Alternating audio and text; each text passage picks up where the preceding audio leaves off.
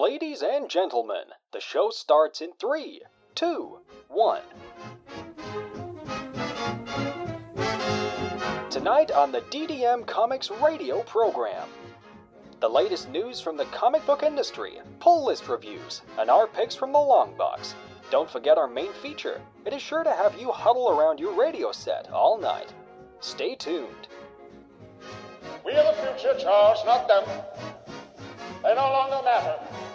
I'm sorry, this is the fun week. The humdrum is back there. Please, no gang signs. No, throw it up, I'm kidding. Told you that. Look, kid, you and I are gonna be good friends.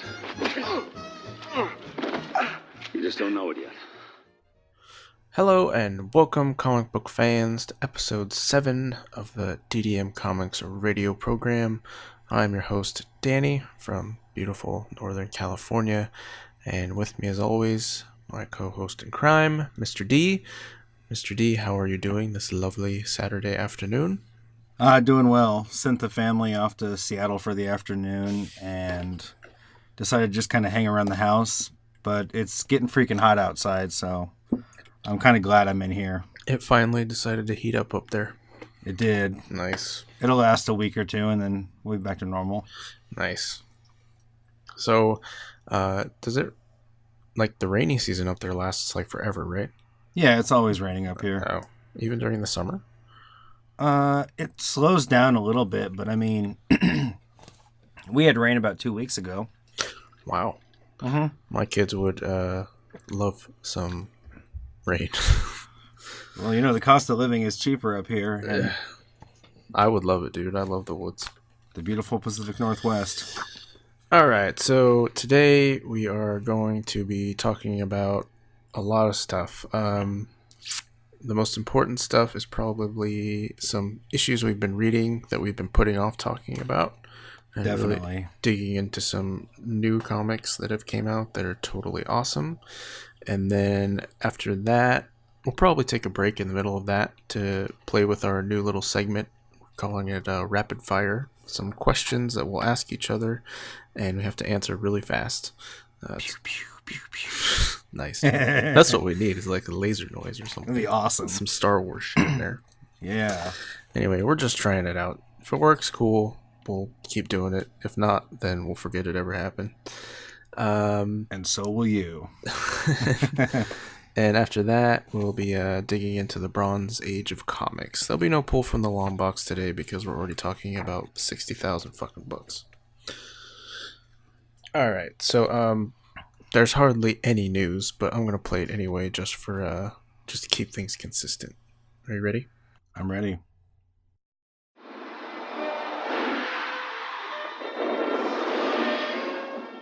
Now it is time for the news. Brought to you by... This new segment is brought to you by a gallon of water a day. Keeps Dude, the doctor away. I feel pretty good. Like, I thought it was going to be difficult to drink a gallon of water a day, but now by like 6 o'clock, it's like gone already. Yeah, but you're pissed like a racehorse, right? Usually, yeah. Yeah. I either do like a ton of little ones, or I just hold out for like 3 big giant leaks. Okay. So when I was doing that, I would drink the whole gallon, but I think at the peak, I was done with it by like just after lunchtime. Yeah. I'd fucking chug like a third of it. As soon as I got into work, I would try to chug like a third of that gallon of water. Yeah, I drink it until my stomach feels like it's expanded like a balloon and it's full, and then I stop. Yeah, I think that's good. The only news comic book related, because that's what this show's about, the Suicide Squad movie, everybody hated it. And at this point, I'm just wondering if it's the cool thing to do to hate DC movie titles. It seems like it. Admittedly, I didn't find Superman or Batman vs. Superman to be that awesome. I found it to be kind of boring. But I didn't think it was the worst thing I've ever seen. Right. And I think that the same people that shit all over DC as a publisher are shitting over DC as a film studio as well. Right. Well, who handles their stuff? Warner Brothers, right? Right.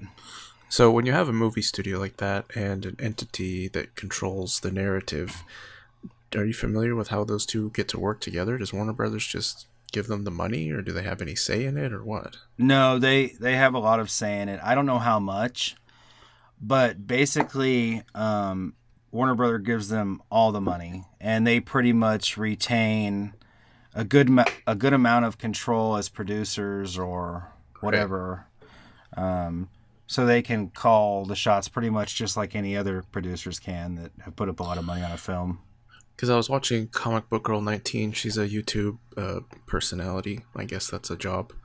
And she was trying to do she was trying to do a Suicide Squad movie review, and she just like lost all her gas to even do it. She just felt so bad for the studio, and she just but she was really harping on this idea of what is Warner Brothers going to do. So I wasn't sure what their responsibilities were when it came to making the actual film. Like, who cares what Warner Brothers does? Isn't it DC that needs to change? No, I think it's probably more Warner Brothers probably has to loosen some of the control, because they're the ones who put up all the money. Ultimately, right. They're the ones who are going to lose everything. Well, outside of the studio, I mean, there was so much stuff. I don't want to say stuff, but when, like, the guy who played the Joker, what's his name? Jared Leto. Right. So people, like, he was, like, a character actor the whole time and just a dick to everybody. Yeah, and he's then been a total method actor. And that was, like, the biggest news surrounding the film. And then the film comes out, and it's like, he didn't have a big part. No, I guess they cut a ton of stuff and from he was it. really pissed about it. Well, I haven't gotten a chance to see it yet, so I'm just kind of like talking from what I've read in the news. I haven't either, but I wanted to see it. I still want to see it despite all the haters. Oh yeah, me too. It'll get there. Probably maybe a commentary thing later down the road. Yeah, that'd be awesome. That'd be pretty cool. That's pretty much all the news that I came across, comic book related. Yeah, I can't think of anything. There wasn't anything crazy. No.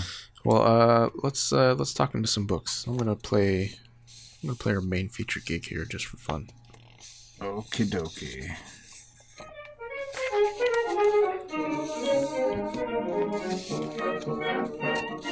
Ladies and gentlemen, it is now time for our program's main feature, made possible by... This main feature is made possible by the Zen garden that Mr. D is scraping on over there. I can hear like every page turn. Oh, that sucks. It's like... Oh, man. That's okay. Well, I'm working on a new spot, so... Alright, so what's the first book you want to talk about? Let's talk about Renato Jones, the 1%. Okay, so... this book is great. A little history, though. When it came out, I ignored it 100%. I thought it was going to be some stupid, just weird political nonsense that wouldn't interest me at all. And then I had some extra money one week and I picked it up. And I didn't understand how wrong I was. This book is awesome. And, yeah, go ahead. I wouldn't have even given it a second look if you hadn't, or a first look rather, if you hadn't mentioned it to me how awesome it was. Because when you walk past it, it's, I don't know, there's a lot going on in that cover, but I wouldn't pick it up I don't think I would have picked it up off the shelf just passing by. I think maybe the deciding factor was that the cover had the X pasties on the tits, and I was like, all right, I'll just see what's going on. Yeah, that's the X pasties on the tits, really. That's good stuff. Right. And just for anybody who didn't listen to the last episode, there's a quote by Warren Ellis on the cover that says, "A sort of hallucinatory rage pop. Punisher from Occupy. It's gorgeous and also demented." That's plastered on the cover of this. Oh, this is actually the second printing. Really? You have the second printing? Yeah, it says under the big 1%, it says second printing. Oh, so yours isn't yellow. It is yellow. Oh, I wonder what they changed. That's weird. Take a picture of your book and... Sure. Anyway, I read it, and I instantly went to the Instagrams and the Twitters, and I was like, dude, this is awesome. And I don't know why more people aren't talking about it, because like nobody is really mentioning this book at all. I never see it mentioned. And it's arguably one of the best ones out there right now. So who is Renato Jones? Well, Renato Jones is the 1%. He's the ultra rich. He's got everything he's ever wanted and an endless supply of money and resources. What he's also got is a hatred for just, I don't know, people of the world who harm others. I think he has a hatred. He has a hatred for the 1% that exploits. Oh, that's right. Yeah. That's probably a better way of putting it. Yeah, so he is part of the 1%, but he's kind of not supposed to be, right? Right. Because he didn't come from there. No, he didn't. It's a case of mistaken identity, I guess. So in the first issue, you have this little boy and his, I think it's his mom that's getting murdered. It is. And that's all they show you. And the way these panels are put together are just so awesome. It's like there's this 2-page spread I'm looking at right now. All it says is blam, like BL on one page, AM on the other. There's a giant teddy bear flying, and then just like, horrified eyeballs as he watches his mom get killed. And it was just great. And one of the other cool things about this book that I don't think they really did in the other ones is all of the ads in it that look like it's from like Cosmo, but it's all like to do with Renato Jones. It's so weird. It's funny as hell to see him like to be filled with like satirical ads versus like legitimate ads. Right. Like Snickers ads seem to be in a ton of books these days. DC books especially. So, oh yeah, because they do that whole doomsday thing. They do. You turn into a monster when you're hungry or whatever. For like they were like 3 weeks. That was like a 3-page thing stuck in the middle of every book. And you're like, oh, what's this special thing? Ugh. They stopped doing it though. They reduced it to a 1-pager. Thank God. Yeah, brutal. So one thing that I went back, and I read this a long time ago, is I was trying to understand Renato Jones's origins, right? Right. So, he is not the real Renato Jones. No, he's not. The real Renato Jones, what happened to him, is the question I was trying to answer. I assumed he got killed with his mother. Maybe that was it. There's no reason why he should still be alive. Why he would have survived that. Right. Those guys are ruthless, obviously. So, it looks like the butler, or, I don't know what you call him, the help. Yeah. The caretaker of their estate goes and gets an orphan boy who had his family killed in Jakarta. Right.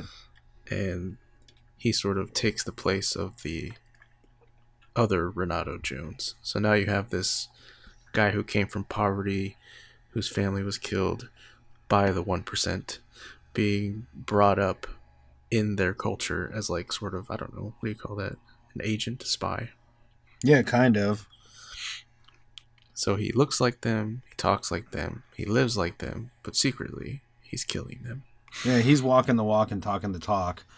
But then he's going behind their backs to find the scummiest of the scummy 1%ers and fucking bringing them to their death. And these are like really bad people, like people who deal in human trafficking and just treating people like garbage, murder, all that kind of stuff.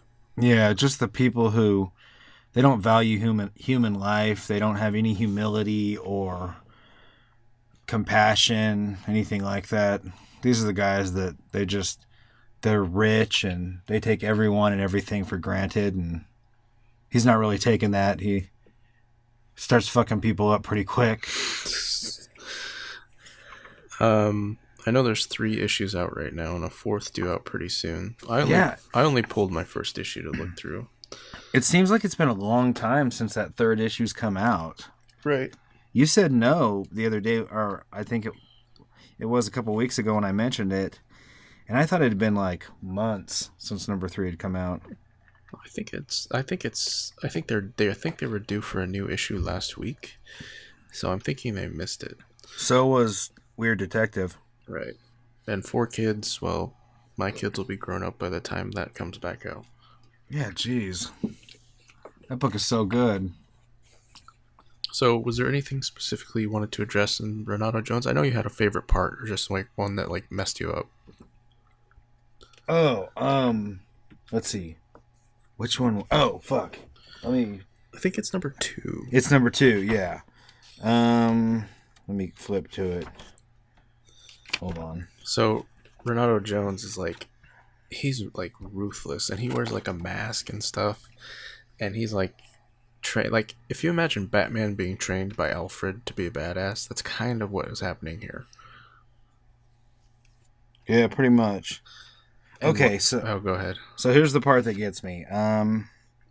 Renato Jones shows up to this party, and there's this like old guy who's kind of like the pimp, I guess, who puts together these special orders of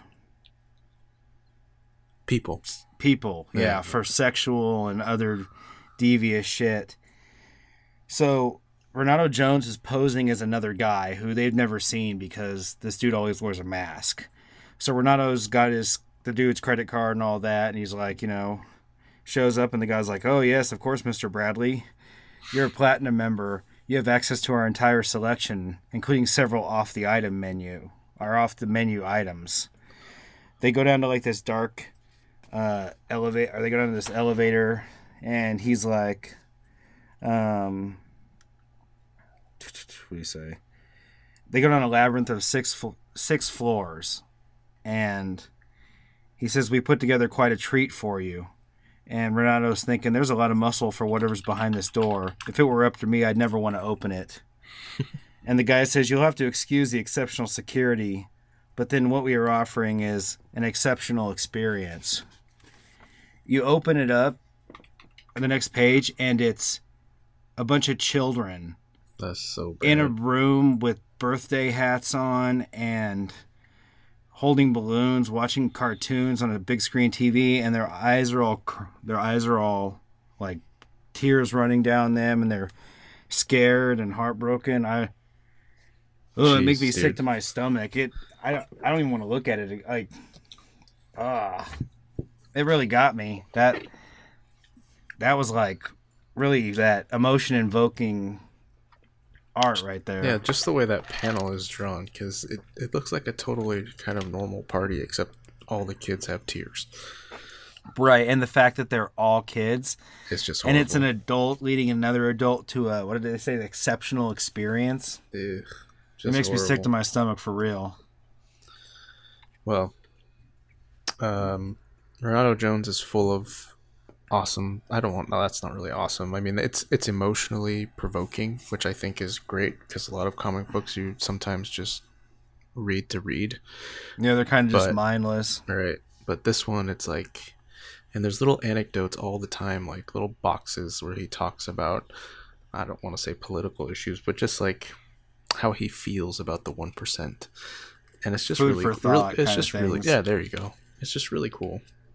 It's really well put together, and Kyle Andrews, he created it, wrote it, drew it, colored it, and owns it, which, that's kind of Image's thing. That's like the ultimate indie guy right there. He's awesome. He has a great career ahead of him. He does, and his art is good stuff. His writing is good stuff. Lettering is good stuff. It's hard to find guys that are kind of a jack of all trade like that. I think if anything, I don't know if there's a job in comics where you are the guy who lays out the panels and how they all look, but he does that masterfully. Yeah, I think that the artist and the writer do that together. They lay it out like storyboard format. Yeah. He has some just great ideas about how comic books should work, and it works. It's great. All right, let's. You have any final thoughts there? I don't want to spend forever. No, Renato Jones is good shit. Go out and get it. All right. Detective Comics. So Detective Comics started with Rebirth to pick up from their last number before the new 52. So the first issue is actually 935. Yes, indeed. And Detective Comics is really good. The other Batman book is really good as well by Tom King. And yeah, go ahead. And All-Star Batman by Scott Snyder. I think we're talking about that a little bit. Yeah, but it's also good. Yeah. So like all the Batman specific books are pretty awesome right now. So in Detective Comics in this particular run, you have, it doesn't focus, I mean it focuses on Batman of course, but he has Batwoman. Is that what you call her? Building a team? Yes, Batwoman. Right. She's certainly not going to be called Batgirl. No. And you know what's odd is like her mask like has the wig on it. That kind of freaked me out. I know that is weird. It was actually several issues in that I realized that was part of the mask. I thought that was her hair. I think it wasn't until maybe 937 where she's sitting talking to her dad out of costume and she has short red hair. Or talking to that woman. I didn't bring Detective Comics because there was just too many issues. Right, I brought one.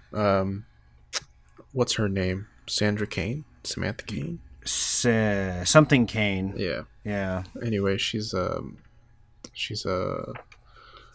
military kid. She's pretty badass. She's totally a badass. Her dad is a I don't know. Is he a general or a colonel or something? He's a colonel. Okay. And he's a commander of a clandestine organization that deals in like really, really, really black ops. Right. And they call themselves something. The Colony. The Colony, there you go. Yeah. So Detective Comics has this team Batman has authorized them to assemble this new team. It's got Red Robin on it, who's Tim Drake. It's got Batwoman, obviously. It's got Clayface. And the blonde girl, I can't remember her name. Me either. I was hoping you would because I actually put 3 question marks. She's just been so unimportant. She hasn't done anything. She's kind of a support character who's not really doing anything. I think the coolest one is the last one we're not saying, and that's Orphan, right? Yes. She's awesome. And she just totally just beats people's asses all day. She's like a fucking ninja. She just rips through like bodies. She just stacks bodies. Oh, I remember. The blonde girl's Tim Drake's girlfriend, right? Is it? Yeah, I think they had an issue before where they were like in bed or wherever. Oh yeah, that's right. And that's where I was like, wow, this is actually kind of cool. Yeah, you know, this one, I didn't love the first issue. I didn't even love the second issue. But I think it's 5 issues in now, including the very first Rebirth issue. Okay. And I really like it. It's really picking up. So what's important to note about the Colony, though, is they have made it their mission to study everything there is to know about how Batman works. And that's how they train their soldiers. So their entire goal is to build an army of Batmans. Batmans. Which is important to mention that the story arc is actually called Rise of the Batman. Oh, okay. And at one point, they actually kidnap Batman. They do. They incapacitate him using a number of, less lethal weapons. And the team, of course, has this, amongst themselves, the Batwoman's like, you're not ready, I'm going alone. And Tim Drake, who's like my favorite Robin now. Yeah, me too. 100%. He's like, screw that, we're doing it. Yeah. And he just like makes all this shit happen. And he's also like a super hacker. He is. And he's also awesome. Pretty young, right? Oh yeah, he's like 17. No, he's older now. He's got to be. It says in the book here he's about to get a full ride scholarship to a college. So I think like he's 17. No, I guess maybe yeah. Because think about it, you graduate high school when you're 17. Right, but I mean he could be doing it after the fact. But there's a point in the 938 where he's talking to the general.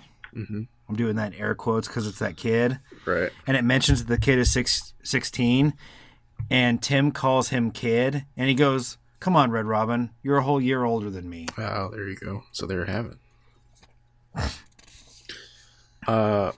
I did pull one issue of Detective Comics, and only because it has one of the coolest comic book covers I've seen in a long time.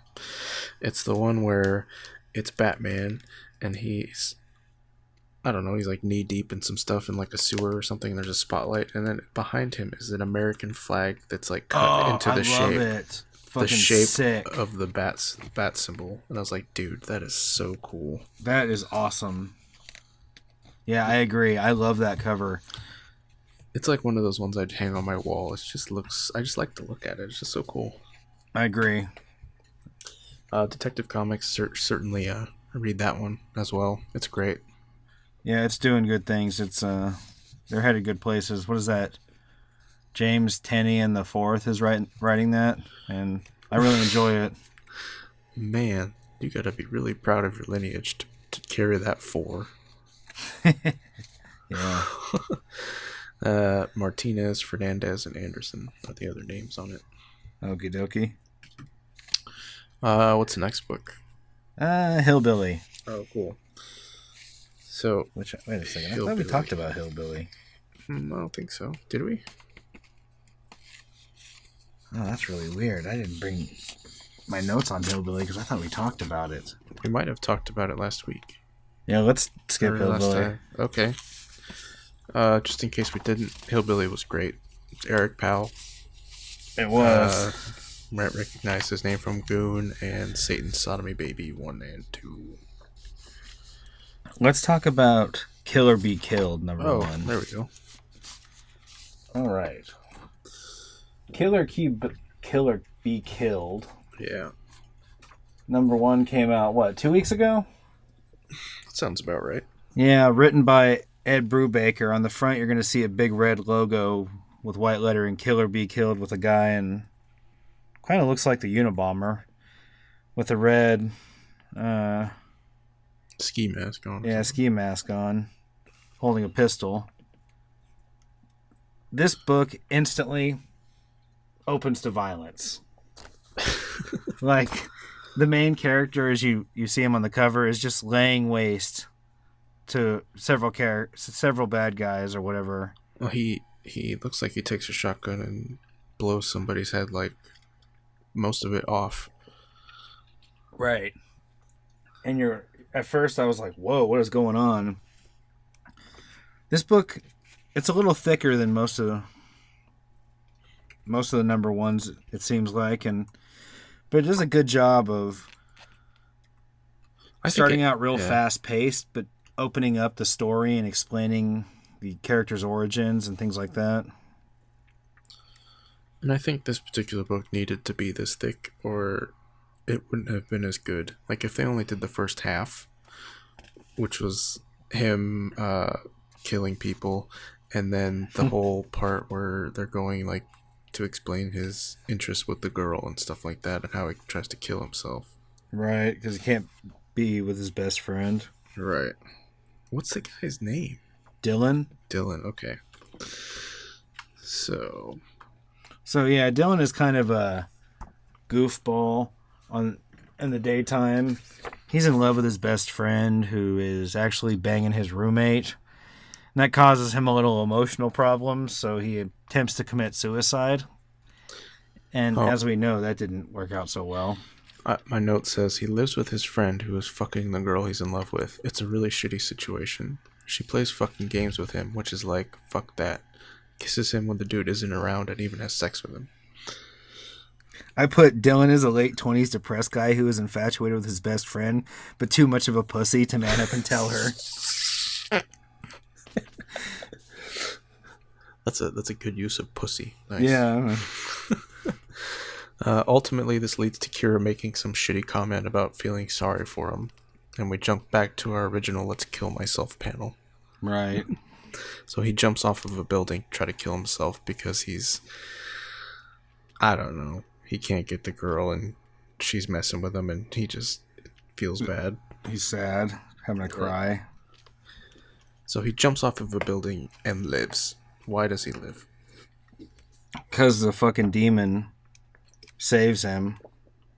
Well, I mean, really, why does he live? Because doesn't he hit some fucking awnings or something falling down the roof and it breaks his, or some power lines? Something breaks his fall. Yeah. But that's not, we know that's not really what it was. important. No, he goes home because he's fucking hurting.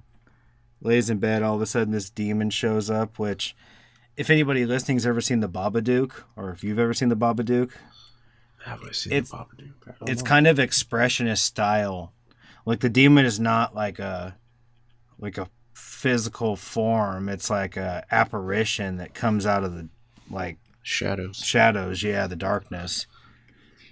But basically, that demon says that fucking Dylan owes him a debt because he killed himself and I guess it didn't work, so he owes him a life. And the debt is, I think, one life a month. Right, he has to kill somebody once a month for the demon. But it has to be bad people, and the demon is like, or Dylan says, well, how am I supposed to know who the bad people are? And the demon tells him to open his eyes and look around him. It'll be pretty easy to tell who the bad people are.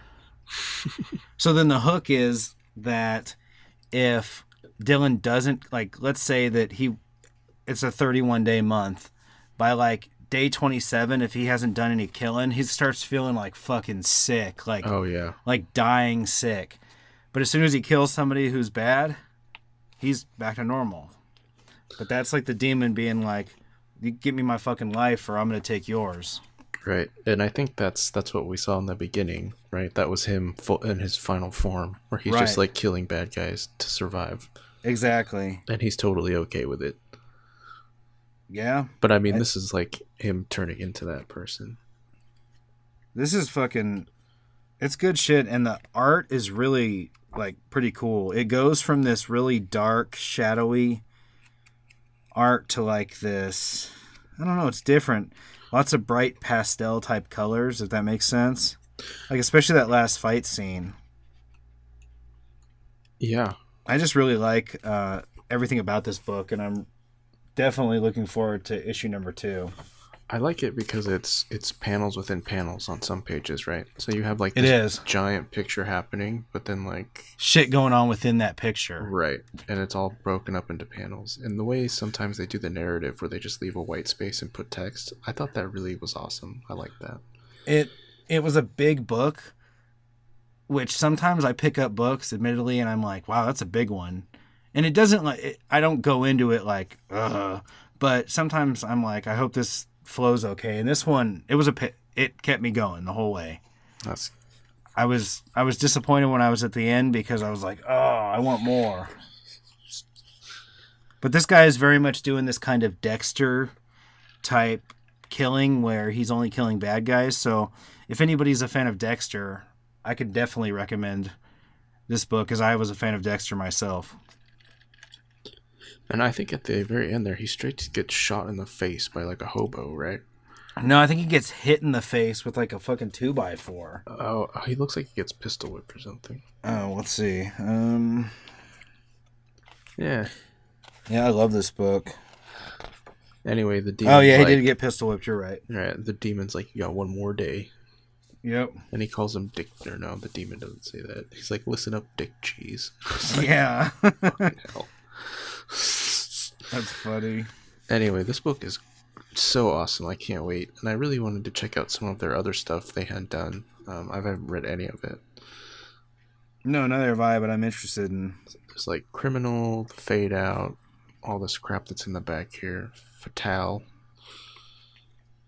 Scene of the Crime. Oh, that's Bendis. Oh, no, wait, that's a quote. Okay. Kill or Be Killed. Great book. Excellent book. Check it out. From Image Comics. Image, yeah. And that's a miniseries, right? I believe so, yeah, 6. And I think it's a monthly release. Okay. All right. Let's see. How many books do we have left? Let's talk about All-Star Batman. Let's do All-Star Batman, and then let's do our rapid-fire questions. Sounds good. All right. All right. So, there was a lot of hype around All-Star Batman. Like, when Rebirth was even announced, like, I didn't exactly understand why there was so much hype around it. I didn't either. But, you know, I read all that crap and I'm like, alright, well, I'll put it on the list since everybody else seems to be on board. And apparently this is like, I don't know if this is, it seems like it's going to be Snyder's last run. Like, this is his hoorah. This is the last time I'm writing Batman. Yeah, like his last kiss goodbye. Right. And so he's like, all right, I'm going to do All-Star Batman. He's just going to take this opportunity to explore some things that he didn't really have, not the leverage, but the platform to do before. And the New 52. Right. And then there's Ramada Jr. doing a lot of the artwork. Yeah, which looks great. I really like the artwork. It seems like people go back and forth about his art. Like, you either love it or hate it. I think it's great. I love his art. I think it's great because he takes a lot of risks with the angles and, like, close-ups. Like, even on the cover, look how close Batman's fist is to the actual thing. Right?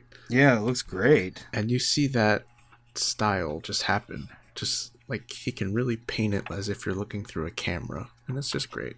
Okay, so you have that book in front of you? Yeah. Turn to the third page where it says painfully at the top. Okay. Now turn to the next one. Yeah. Look at that. There's so much going on there with the, like you mentioned, with the angles and just like the colors and how the effects are added to the motion, like the sweeping wind down the cape, and everything just looks awesome. I really like this art. A lot of comic book art you can just gloss over and read the bubbles. But with this, if you don't pay attention to it, you're going to miss what's going on. Like, here we have Batman, like, actually using his cape to do something, but it doesn't really talk about it anywhere, right? No, because it expects it if you're actually looking. So you gotta actually put it together that he's throwing up his cape to, like, wrap around this guy's arm and then crunch whatever was in it. And this actual panel was the last one that was in the preview that came out before the book. And as soon as I saw Batman, like, stab this guy in the arm, I was like, dude, this is gonna be sweet. Yeah, that is badass. But there's a lot going on in this book. So the two guys in the front, they're like nobodies, right? Or is that part of the story later? No, I think they're nobodies. I think they're just some like hired assassins who are trying to get the reward that you find out that Two-Face puts out on Batman later in the issue. So yeah, let's talk about that, the story that's going on here. All right.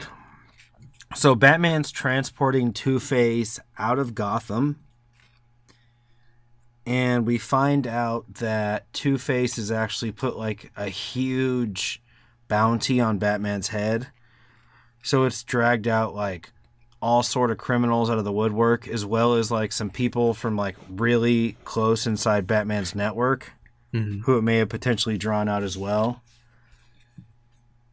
Well, he's doing it because he's holding this leverage over them all, right? Like, he knows everybody's secrets. He does. And he's like, if you don't capture the Batman or whatever, then I'm releasing all of this stuff about everyone. So everybody's like, oh shit. But if you do catch him, then he's gonna give you all kinds of money. Right, because he has like a bunch of assets from the crime syndicates or whatever. There you go. Mm-hmm. So let's just jump straight to the most awesome panel in this book, which is Batman with a chainsaw. Where's that? Let's see. He's in a field. He is in a field. And he like loses. Oh, yeah. Go ahead. Sorry. Who's this guy he's fighting? Is it the Moth guy? Yeah, it's that it's the Spider guy. Black Spider. Okay. But who's another hired gun, and this guy's just like unloading rounds on who he thinks is Batman. Mm-hmm. It's an obvious decoy, and he's like I said, outgunned. Now, if you only had the sense to carry instead of using all your trinkets, I'll bet you're regretting it now, aren't you? And he goes, what the? turns around and Batman's standing over him holding a fucking chainsaw.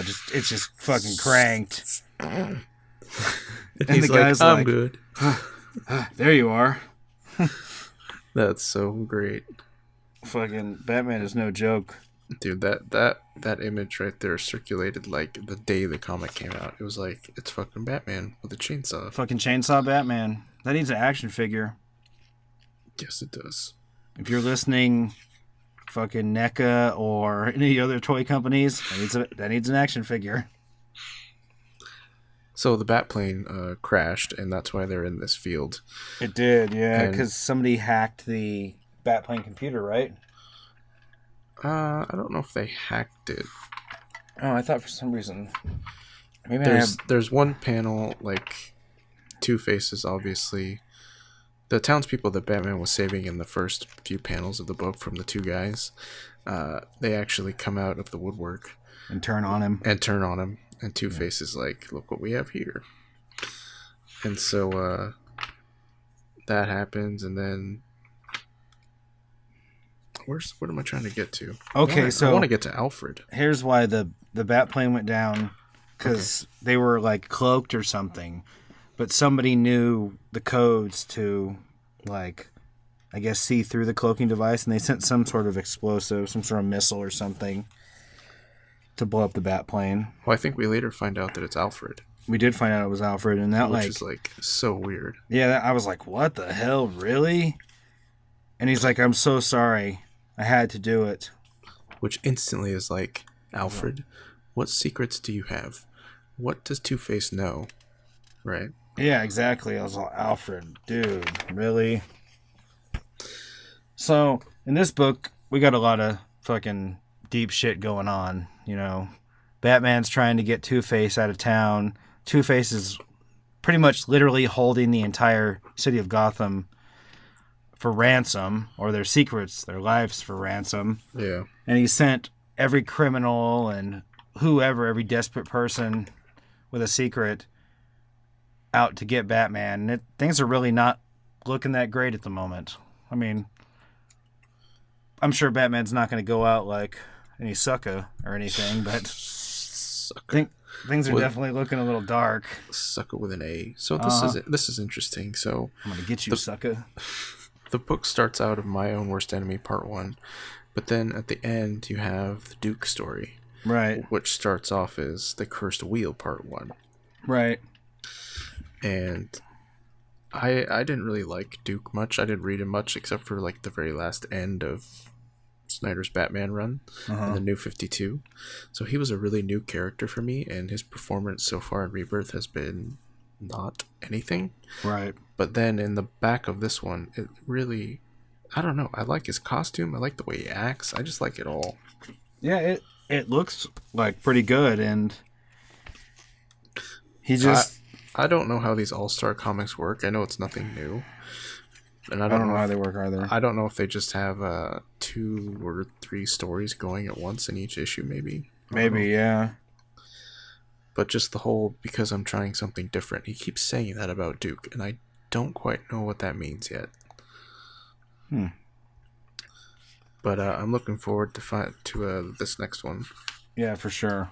How long is this supposed to run? Actually, I don't have a clue. But I hope they're not all $5 an issue. I think they probably will be. Yeah, I was going to say, I think they're probably going to be. Yeah. Yep. Cool. All-Star Batman. All right. You want to do rapid fire questions? Yeah, let me get my rapid fire questions out here.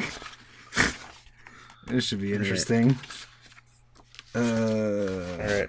Shit. Okay. I'm just gonna explain what's going on here. So I had this a lot of times on certain programs. People will poll their community. It's right. Hey, what do you want to know more about your hosts or whatever? You know, give us 10 questions to ask, and they have to answer like quickly. That way they don't have time to think about it, and it's, you know, for all intents and purposes, the first thing that comes to their brain. So I figured we could try to do that with comic book stuff. So I wish I didn't have a timer or a buzzer prepared, but let's see here. Are you at a computer? You're at a computer. I'm at a computer, yeah. I want you to go to a website called cubetimer.com. All right. Cubetimer.com. Cubetimer.com, for those of the uninitiated speed Rubik's Cube solving community, is what you can use to simulate a actual game board, or not a game board, but a time board at a speed cubing competition. Okay, I got one. So just push your space bar and it'll start counting down. Is it going? Yeah. Just push it once, it'll start a timer. Oh yeah, okay, I pushed it a bunch of times. Just once. Okay. Cool. So now you can see when 5 seconds has passed, right? Yeah. Cool. So just leave that on your screen. Okay. This is great radio. Okay. Okay, so do you want to just go one for one? I think yeah, let's try that since we don't even know how this is going to play out. You want to do 5 seconds or 10 seconds? I don't know. How long do your answers have to be? My answers have an and why, so let's do 10 seconds max. Okay. All right. You want to go first? No, you go first. You want me to ask you the question first? Oh, sure. All right. Your first rapid fire question is, which of the X-Men would you want to be stuck on a deserted island with, and why? Jean Grey, because it's a woman. I don't want to be stuck on a desert island with any men. Okay, go. When the Avengers go out for shawarma, do you think Tony pays? No, because he'd have a problem with the way it was prepared. Okay. If Bruce Wayne had to give a Batman moniker to his penis, what would it be? Oh, fuck. You can't say Batcock. That's too easy. No. Give me what you got. You got 0 I got seconds nothing. left. I got nothing. Oh, God, I just totally blanked. I don't have a clue. The Batawang, anything. Oh, that's good. All right, go. Okay, She-Hulk, Jean Grey, Aunt May. You gotta fuck one, marry one, kill one. Go. I would marry Aunt May immediately. I would fuck the She-Hulk. And what was the other one? Jean Grey. She did. Wow. Okay. Mom, dude, I ain't gonna miss out on any of that sweet apple pie. Fair enough. Who would win in a fight between Deadpool and Wolverine? Oh. Neither one of them, because they both have reconstructive shit. And I think at one point in comicdom they did a thing where it was like they could both be regenerated from just a piece of brain stem or something. Right. All right. What is your What is your favorite super weapon in any comic universe? Favorite super weapon. I really like what Magneto can do with metal. Is that really a weapon? That's more of a power. I guess. Yeah, I don't know. I guess. What are you thinking of when you're thinking weapon? I like lightsaber. Oh, there you go. Is that a super weapon? I honestly thought your answer would be the lawgiver thing from Dredd. Oh, okay. No, fair enough. Okay, go. You have the Ninja Turtles over for pizza night. What kind of pizzas do you order? Cheese and pepperoni. Okay. Why do you hate Superman so much? He's just boring. Like, you know what? It was the movies that did it for me. I remember them always being on TNT when I was a kid, and our TBS when I was a kid, and they were terrible. They're so fucking boring. And I always assumed that the comics were just as boring. And when I flipped through a lot of the comics, they were just as boring, especially in the, early 90s. Okay, my heart hurts. Your time's up. Go on. Snake Plissken and Jack Burton get in a fight. Who wins? And why? Oh my god. Jack Burton, just because he's the luckiest guy on the planet. Okay. Would you rather take a physical beating from Swamp Thing or have a drunk Professor X messing with your head? A drunk Professor X messing with my head. Dude, he could do some damage. Yeah, but Swamp Thing, you're not going to walk away from that. But you might live. Yeah, and you might have to have breakfast through a straw for the rest of your life. All right, ready. Okay, so Doctors Hugo Strange, Victor Doom, and Hannibal Lecter are all seeing new patients, and you need a doctor. Which one do you choose? Hannibal Lecter. Okay. Done. He's my favorite. I like him. Fair enough. If you could have one superpower, what would it be and why? Oh, I think I would definitely like Wolverine's adamantium skeleton. I don't need the claws. I mean, that would be cool too, but I just really like the fact that he can regenerate and like has super strength and can pretty much like just survive. Like, So basically just to be like the Wolverine and awesome. yeah, pretty much. All right, go. You get a choice of Mjolnir, Captain's shield, Hawkeye's bow, or Iron Man's armor. Which one do you pick? Hawkeye's bow? No. Iron Man. I'm gonna have to go with the hammer. Okay. Just because it's awesome, and if I can use it, it means I'm pretty cool too. Fair enough. Who is your favorite relatively unknown comic book character? Relatively unknown comic book character. Well, I really like Alistair Arcane, which is a book I referenced a couple of issues ago. He's we'll call him retired late night B horror movie host. Right. I remember you telling me about that. Yeah, I really like from him. the long box. It was. All right, cool. Go. Deadpool is willing to kill any character in any universe for you. Who gets killed and why? Ooh. Jesus, that is tough. Probably the Joker, just because he's done the most fucked up stuff to everybody, and have him really be dead. Okay, fair enough. If you had to go to a potluck with the Hulk, Beast, and the Juggernaut, what would you bring as your dish?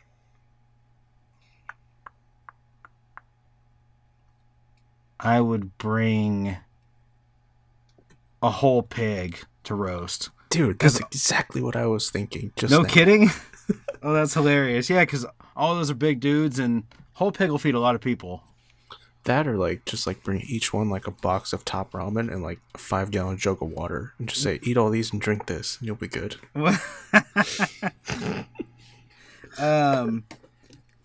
There's a Starship Troopers, Mars Attacks, and Dread crossover. Who wins? Oh my god. I don't think I know enough about Mars Attacks to say, but I would say probably Dread. Okay. Alright, last question.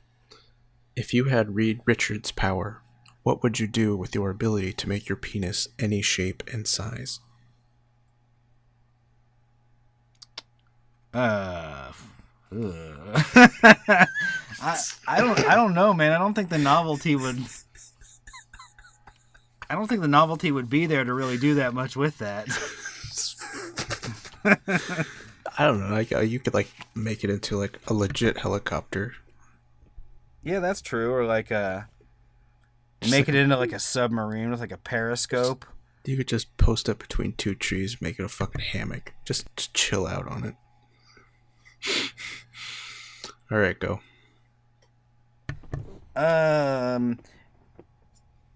Your new company car is the Batmobile.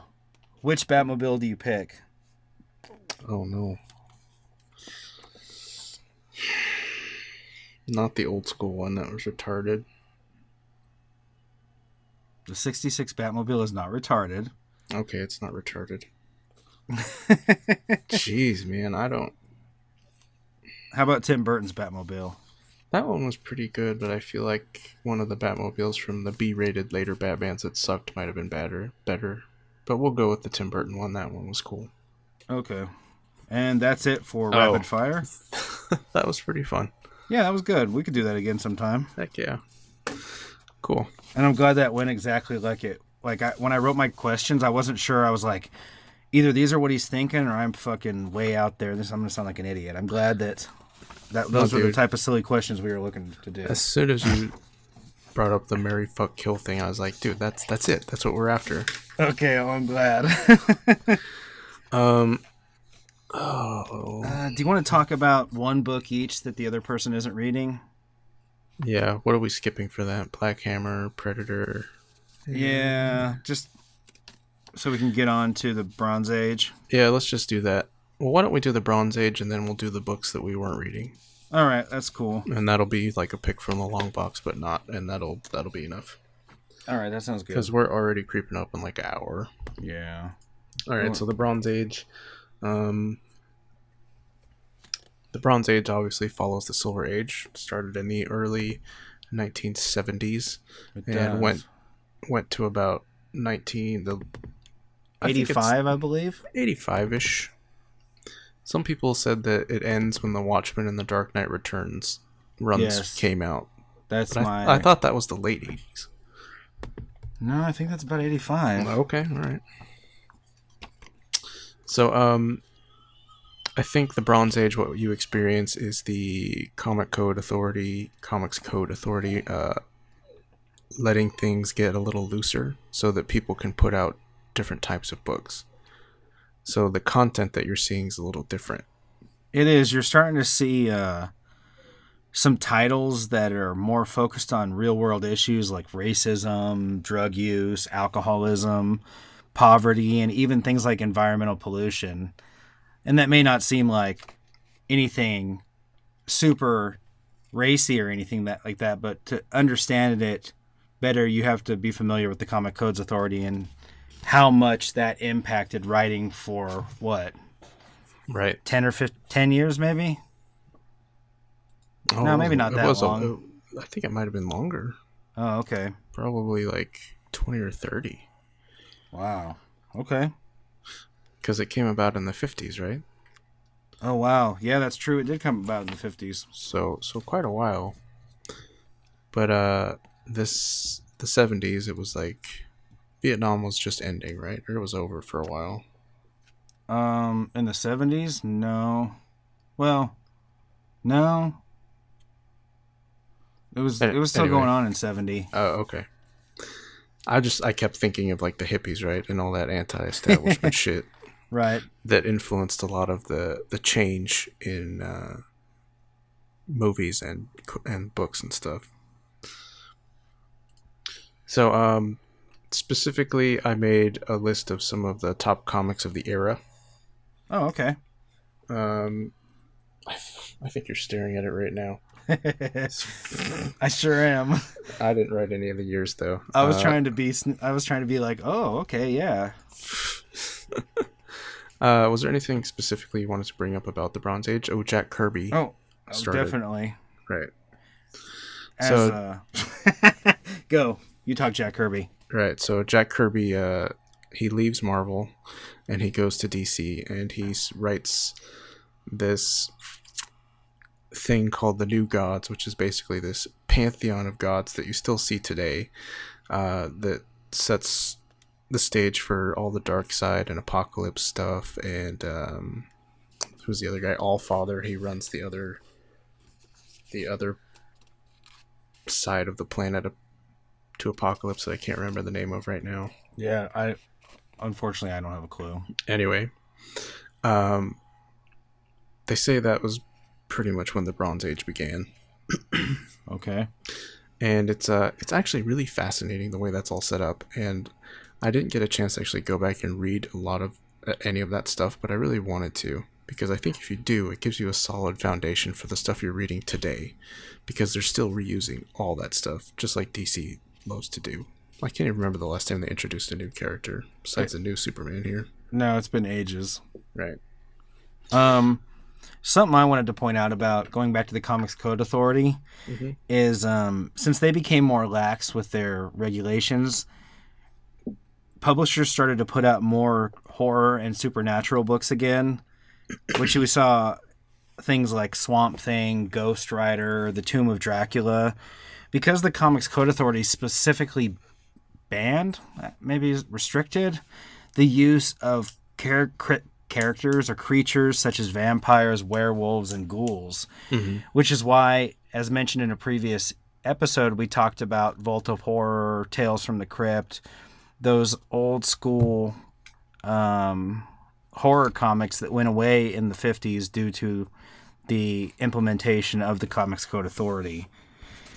Another Actu- go ahead. I was going to say one of my favorite characters is actually born from this sort of era, and that's the son of Satan. Okay. So you have Damien Hellstrom back then. Later he'll be Hellstorm in the 90s run. But Hellstrom is actually, he's on the Defenders team, and he appears in like the first and second Ghost Rider Volume 2, I think, as like his first appearances. But he's basically like, who am I thinking of? He's like a Constantine whenever the Defenders encounter something supernatural. So if they encounter ghosts or demons or something, the son of Satan himself, shows up to help. And he wrestles cool. He wrestles with his own inner demons and stuff like that. He's actually a really, really cool character.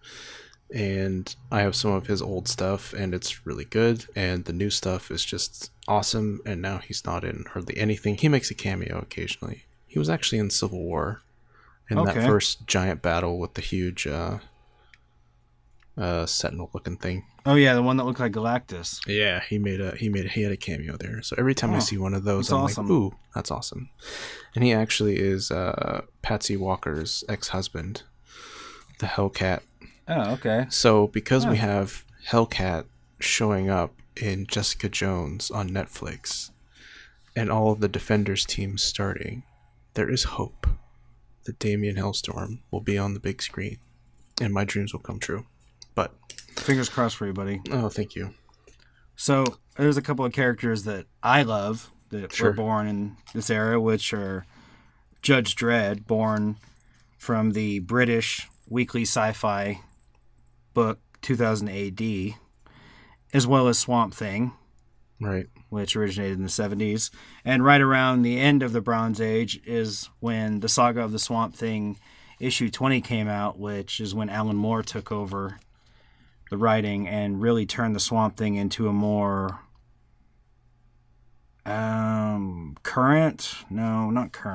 relevant, a more relevant character due to the political issues about pollution and things that were brought up. He kind of transformed Alec Holland. Is that the issue you were trying to get a hold of? The nice copy? That's the one that I got the copy of, but it is balls. Oh, okay. But I still read it. It's cool. That's issue 20? Yes. Of the Saga of the Swamp Thing. Correct. Alan Moore's very first dive in there. Yes. Okay, cool. And then a couple of other notable first appearances were Conan the Barbarian. That's the first time he had his own comic. Howard the Duck, which outsold almost everything in DC and Marvel combined in the late 70s, apparently. Holy shit. Yeah. So another thing happened during the Bronze Age that actually affected the distribution and production of comic books, which interests me particularly because I love business stuff. Well, what was it? That they increased quality of the books, physical quality of the product, meaning they upped the paper quality, used brighter colors, better artists, versus just mass producing them to be sold at newsstands.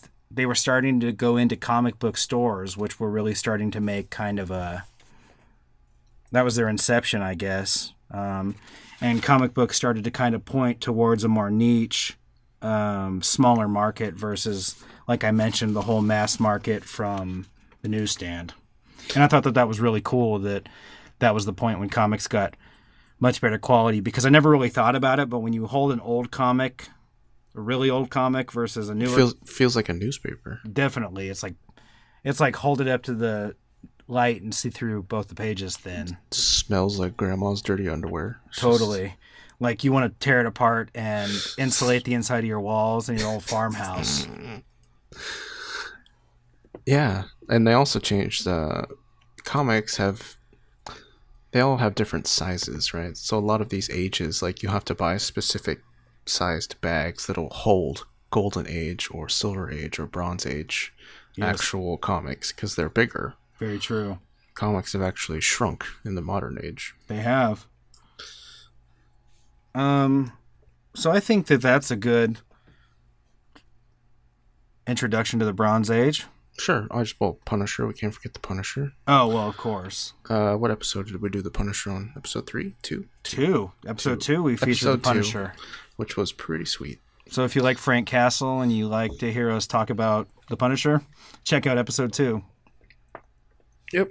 I just look at my list here. First appearance of Sabretooth in the Iron Fist number 14. The always famous giant size X-Men number 1 came out, which is where they made some team changes, right? And people get so hard about it. Oh, man. I see it all the time on the comic book collector threads of Reddit. It's like, oh, dude, I got a giant size X-Men. Well, enjoy that. I'd like to get a giant size X-Men someday if I could find, like, some gem in somebody's garage sale, but I'm not paying giant X-Men money. Because I don't do that, you know? I'm not paying my X-Men money. Right, exactly. House of Secrets 92, though, I would definitely I would definitely pay House of Secrets 92 money. How much do you think that's going for right now?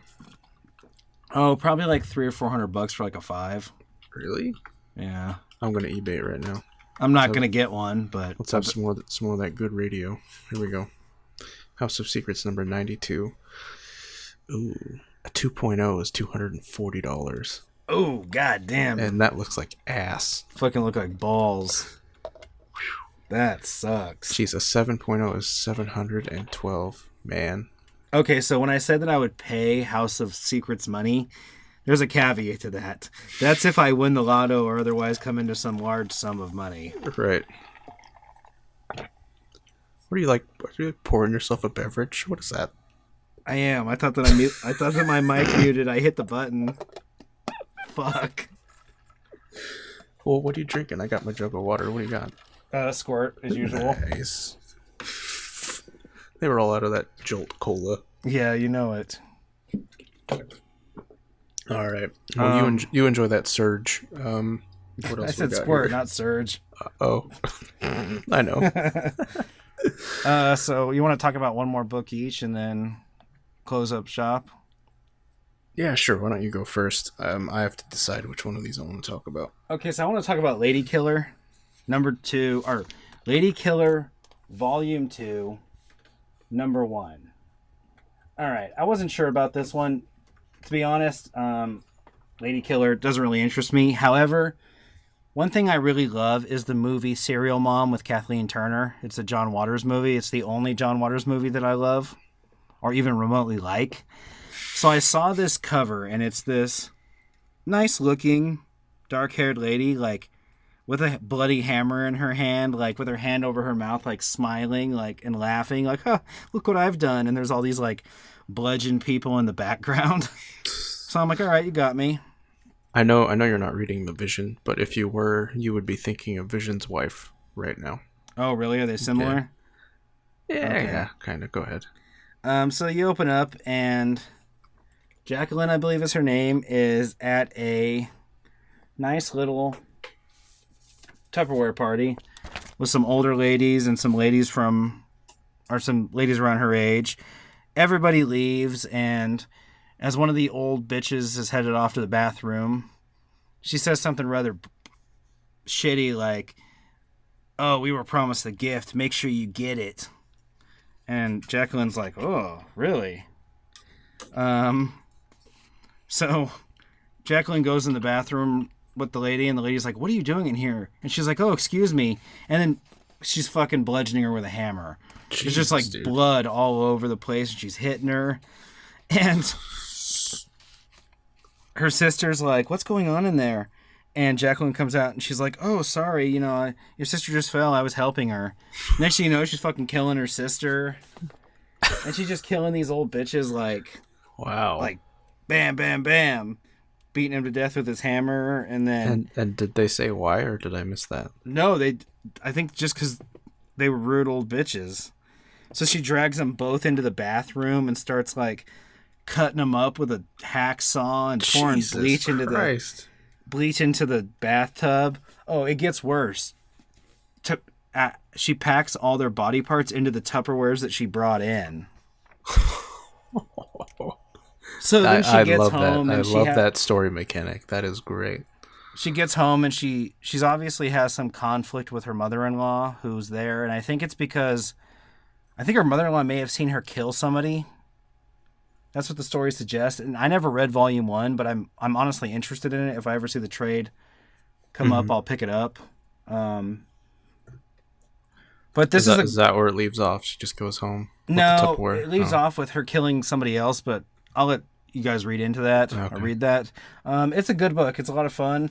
I'm looking forward to issue number 2. I didn't think it would be something that I'd be interested in, but it's pretty dark, and I want to find out why she kills people, because it doesn't explain it, and I can't really see a clear motive outside of maybe she just kills rude people, but the third person she kills in the book, I didn't think really fit that criteria, so we'll have to see where it goes. It's a good book, though. Lady Killer number 2, written by Joelle Jones and Michelle Madsen. It's like Renato Jones's aunt. Exactly. And this is out by Dark Horse. Okay.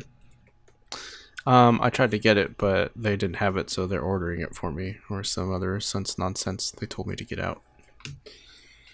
All right. So they had plenty of anime dolls in stock.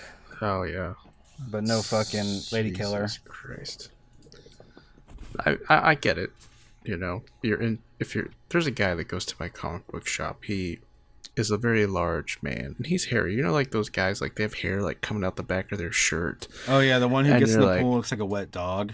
Oh, dude, and you're just like, and he's got like the old faded pants on with the white sneakers with like a belt cinched under this huge beer gut that's like tucked into this stained t-shirt, nice. Right? Total classic. Fucking balding. Pussy magnet. He's balding up top, and once a month he comes in and he's just, I don't know. That's when his VA check comes in from Nom. Dude, he's like a kid, just super excited about all of the new anime dolls they have. He's just giggling about them being cute, and the whole staff has to play along, and it's pretty weird. Yeah, it sounds like it. But I don't know, he must drop a lot of bones in there, or he calls them all the time, I don't know. Probably both. Well, I have 2 books I wanted to talk about, but I'm most passionate about one. I'm going to give an honorable mention to the Mycroft Holmes book and the Apocalypse Handbook, only because it's written by Kareem Abdul Jabbar. Big ups to Kareem Abdul Jabbar for his new comic book. Dude, it's actually really fucking good. Is it really? Yeah. Like I should order it good or no? I don't know if it's good enough for you for that. Well, you know what I like. I honestly don't know how you would go on that. You would either like it or think it was okay. Huh. But it's only in one episode or one issue, right? There's only one issue right now. I don't know if there's others. So I could maybe grab just the first issue and see what it's about. Yeah, you might check it out. It's really good. The way that Mycroft Holmes and Sherlock interact with each other, it's just so great. Okay.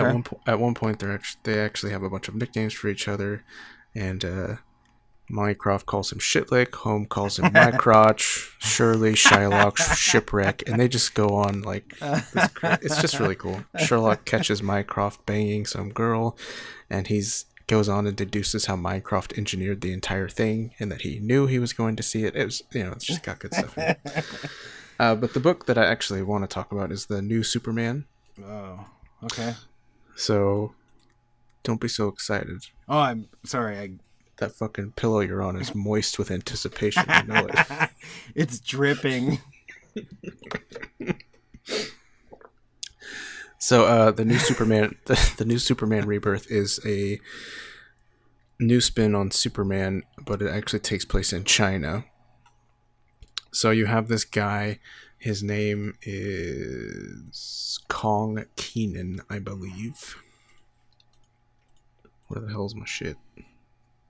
Okay. Yeah, Kong Keenan. And the book, issue 1, opens up with him bullying some fat kid. And I remember you mentioning this in another episode. And I was like, wow, this guy's a total asshole. This can't be the Superman they're going to use. But I mean, of course they do. So he's bullying this fat kid, and you just hate this guy from page 1. I almost just put it down. I was like, if they're gonna shit all over Superman like this, then that's it.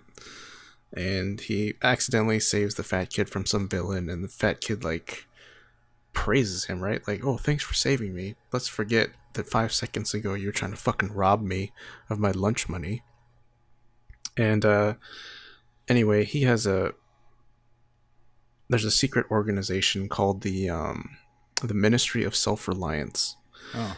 And Keenan's dad is obsessed with this group, and no one really knows if they exist or not, but his dad is part of this writers group that is trying to investigate the conspiracy. So his dad's also a total asshole, which is why Keenan's a total asshole. Okay. So his home life totally sucks, and he's a dick to everybody. And so the Ministry of Self-Reliance also happens to be the people that have developed a way to give people powers. And they see Keenan defeat this supervillain like on accident, and they're like, that's him. That's who we're going to give all these powers to. So you're like, okay. So you have this new Superman with superpowers that he can't control, just being a total dick to everybody. And the best part about this is this group has actually made 2 other superheroes called... What are they? Hold on, I gotta get this right. The Batman, but Batman is hyphenated. And the Wonder Woman of China. Oh. So typical of China, they're mass-producing American stuff in a shittier quality. Right. Even the new Superman is hyphenated. Super-Man. They hyphenate everything. Self-Reliance is hyphenated as well for the Ministry. Wow. My note says 2 issues in and we're getting a predictable storyline. Keenan won't play ball. Obviously, he doesn't work well with the team. He makes fun of everybody and thinks he's better. He's still an asshole, and for some reason we're supposed to believe he can be a Superman. He makes fun of everyone, yet they all seem to praise his meager accomplishments and feel bad for him. And my last note is, fuck that guy.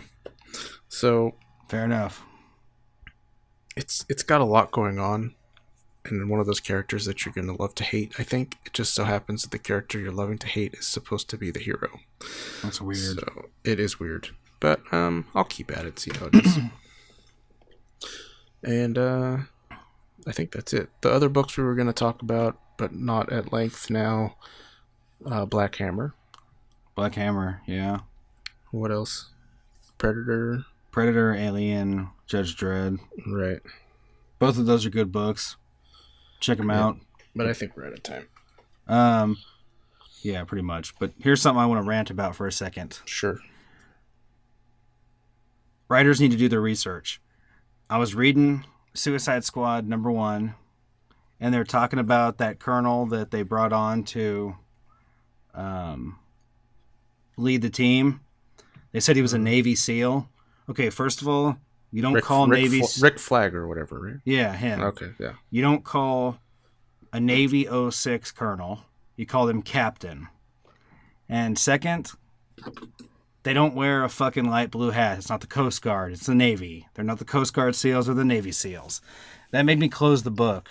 It wouldn't have taken fucking 30 extra seconds to go on Wikipedia and Google Navy SEAL officer ranks and find out that a Navy SEAL captain would be called, or Navy SEAL 06 would be called captain, not colonel. Or even their uniform. Yeah, and you would see that they don't wear a fucking baby blue hat. It's not the Coast Guard. Lazy fucking writers. So why do you think they did that? Because they're sloppy. But I mean, there's a team of people over there. It's not just one guy. So what made that? What made no one pay attention to that or care? They just trusted the wrong person to think it was right? No, they don't care about that title enough. If they cared enough about the Suicide Squad Rebirth title, somebody would have caught that. You think so? Yeah, I think so. But they're churning out so much stuff under the Rebirth header or whatever that I think that's one of the ones that slipped through the cracks. But a lot of it's really good. I would say only 40% of it's bad. Oh, no, I agree with that. I'm not saying that it's bad. I'm just saying I know. They're churning out a lot of stuff. So some things are bound to fall into the wayside, and I think that Suicide Squad is one of them. Yeah. Pretty much everything with Harley Quinn in it is total dog shit right now. I'm fucking... Everything. Tired of Harley Quinn. I read her standalone issue, and it was horrible. I didn't even buy the other Suicide Squad. It's just not good. Jesus. But we should note that all of this All-Star Batman stuff and the Batman run is all leading up to the Batman forming his own Suicide Squad. And that's like next month. Yes, it's very true. It is. So I'm really stoked to see how that's going to go. It should be. I think he's just going to bust into fucking Arkham cool. and just fucking... Shit's going to get crazy. It's going to be cool. Yep. Okay, well, I think we wrapped up then. You can follow us on Facebook, Twitter, Instagram. You can email us, ddmcomics@gmail.com. Everything else is at ddmcomics. Is there anything else we need to tell them? You cannot find us on Adult Friend Finder or any other websites of that nature. But we do have a Tinder profile, so swipe right. All right, we'll talk to you guys later. Later.